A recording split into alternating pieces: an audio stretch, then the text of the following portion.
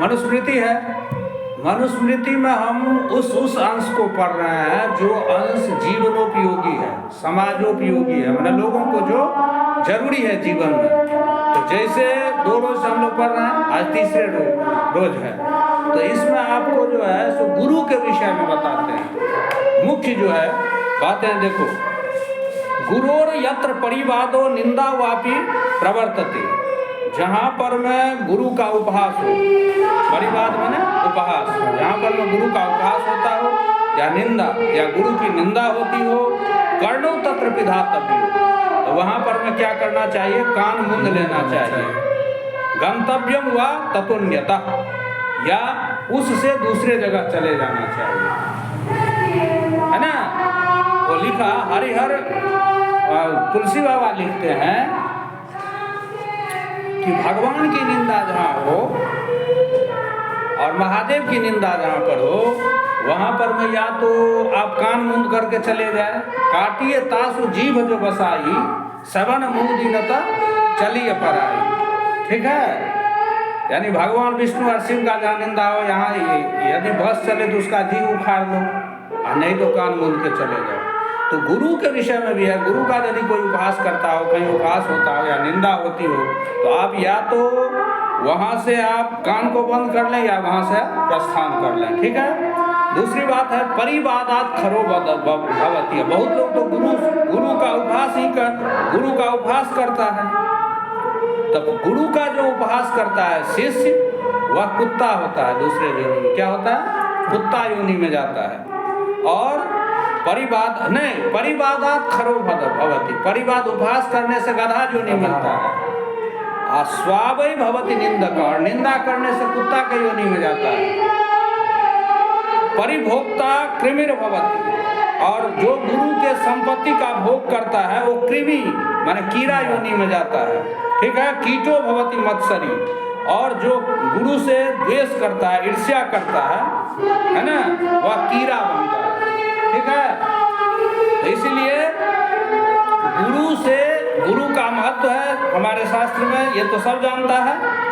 अब है गुरुवत गुरुपुत्रेषु, गुरु के समान ही गुरु पुत्रों के साथ भी व्यवहार करना चाहिए। गुरु के जो संबंधी हो सबसे भी उसी तरह का व्यवहार करना चाहिए। ये सब जो है व्यवहारिक बात है, ठीक है। अब देखो, अब आगे कहते हैं कि देखो विषादपि अमृतम ग्राह्यम, विषाद माने विष से भी अमृत का ग्रहण कर लेना चाहिए। बालादपि सुभाषितम, बच्चा से भी, यदि तुमसे जूनियर भी है या बच्चा भी है, यदि सुभाषित है माने उसके पास कोई अच्छी बात है तो उसको ले लेना चाहिए, और विष से भी अमृत को ले लेना चाहिए। अमित्रादपि सद्वृत्तम, यदि कोई तुम्हारा शत्रु भी है और यदि उसमें कोई सद्वृत्त है, सद्वृत्त माने उसका अच्छा आचरण है, तो उसका अनुकरण कर लेना चाहिए, ठीक है। ये नहीं कि ये मेरा शत्रु है तो इसमें अच्छाई भी जो है वो भी बुराई ही है, उसको हम ग्रहण नहीं करें, नहीं, उसको ग्रहण कर लेना चाहिए। अमेध्यादपि कांचनम, और अपवित्र स्थान से भी स्वर्ण आदि स्वर्ण ले लेना चाहिए। सिद्धांत हुआ विषादप्यमृतम ग्राह्यम, विष से भी अमृत का ग्रहण कर लो।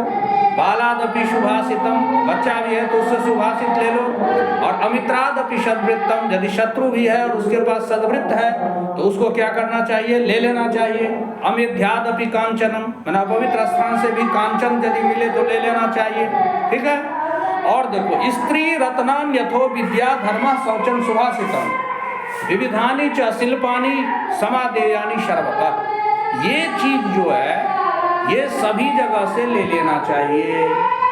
क्या क्या चीज सभी जगह से ले लेना चाहिए, स्त्रियों रत्नान, स्त्री जब हम शादी करने जाते हैं, लड़का शादी करता है तो लड़की के विषय में पता करता है किस कुल का है, किस परिवार का है, फलना है चिलना है। तो ये मनुस्मृति कहते हैं, भगवान मनु कहते हैं स्त्री को आप किसी भी परिवार से उठा लें, किसी भी कुल से उठा लें। लेकिन एक बात ध्यान देना होगा, ये जो है आधुनिक काल का नहीं है। पहले शादी होती थी कम अवस्था में, तो लड़की जिस भी घर से जिस कुल से आती थी और जहाँ जाती थी उसी के अनुसार उठल जाती थी। अब प्रौढ़ अवस्था में शादी होती है तो वो ढल नहीं पाती है, थोड़ी समस्या आती है। लेकिन ये कह रहे हैं कि स्त्री आप किसी भी कुल किसी भी परिवार रत्नानि, रत्न समझते हो, रत्न, रत्न को भी आप कहीं से ले सकते हैं। विद्या, विद्या जो है यदि दुर्जन व्यक्ति के पास भी है, पापी के पास भी है, तो उससे भी आप विद्या ले सकते हैं। स्त्री रत्नान अथो विद्या धर्म, धर्म, धर्म यदि खराब जगह भी है उसको आप ग्रहण कर लें। शौचम माने पवित्रता, पवित्रता यदि कहीं भी है तो वहाँ से उसको ले लेना चाहिए। सुभाषितम, सुभाषित तो समझ में करते हो, अच्छी बात, वो कहीं से ले लेना चाहिए। और विविधानि च शिल्पानि, और नाना प्रकार की कला है ना। गुणेषु यत्ना पुरुषेण कार्य, हम लोगों को चाहिए कि अधिक से अधिक गुणों का संकलन करें। गुणेषु यत्ना पुरुषेण कार्य, सुइया भोगना भी सीख लो, वेद पढ़ना भी सीख लो, कर्मकांड कराना भी सीख लो, भागवत पढ़ना भी सीख लो, ये भी कर लो, वो भी कर लो। कला जितना है, चाहे टेक्नीशियन कला हो, लैपटॉप चलाना हो, मोबाइल चलाना, मतलब जितनी कलाएं हैं उसको आप समाधि यानी सर्वाधिक से अधिक संकलित करो और कहीं से भी ले लो, किसी से भी उसका ज्ञान ले लेना चाहिए। ठीक है, ये बात रखना चाहिए।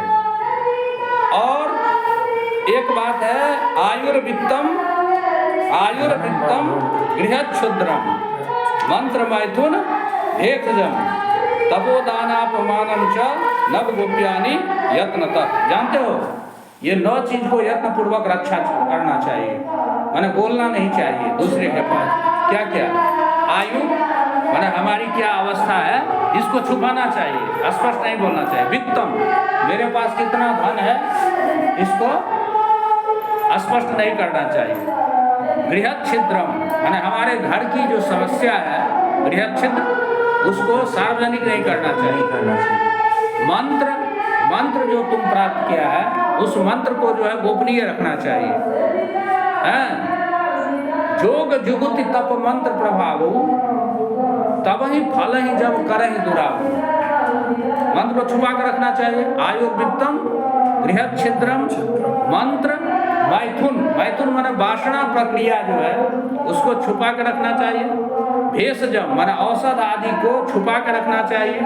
तपो, हम तप करते हैं, हम इतना तप करते हैं, ये करते हैं, वो करते हैं, इसको हम जो तप करते हैं उसको गोपनीय रखना चाहिए। ना कि आज के युग में लोग क्या करता है, करता कम है, दिखाता ज़्यादा है, ज़्यादा बोलता है, तो नहीं, तप को क्या करना चाहिए, छुपा कर रखना चाहिए। और दान, हम इतना दान किए, ये दान किए, लोग आजकल दिखाने के लिए ही दान करता है, जबकि दान जो है, दान को छुपा के रखना चाहिए, यानी गोपनीय दान सबसे अधिक महत्वपूर्ण है। और अपमान, यदि तुम्हारा कहीं पर अपमान होता है, अपमान तो होता है सबको, मानापमान योस्तुल्य, कोई भी व्यक्ति संसार में नहीं है जिसको केवल सम्मान ही होता हो, अपमान भी होता है, तो उसको बर्दाश्त करके चलना चाहिए। ठीक है, तो इस प्रकार से हम क्या कहें कि ये 9 चीज को जो है, 9 चीज को आयुर्वित्तम गृहच्छिद्रम मंत्र मैथुन भेषजम तपोदानापमानं च नव गोप्यानि यत्नतः, इसको गुप्त रूप से रखना नहीं, ये अलग से है। ठीक है, ये आज यहीं तक रहने देते हैं, इसमें ज़्यादा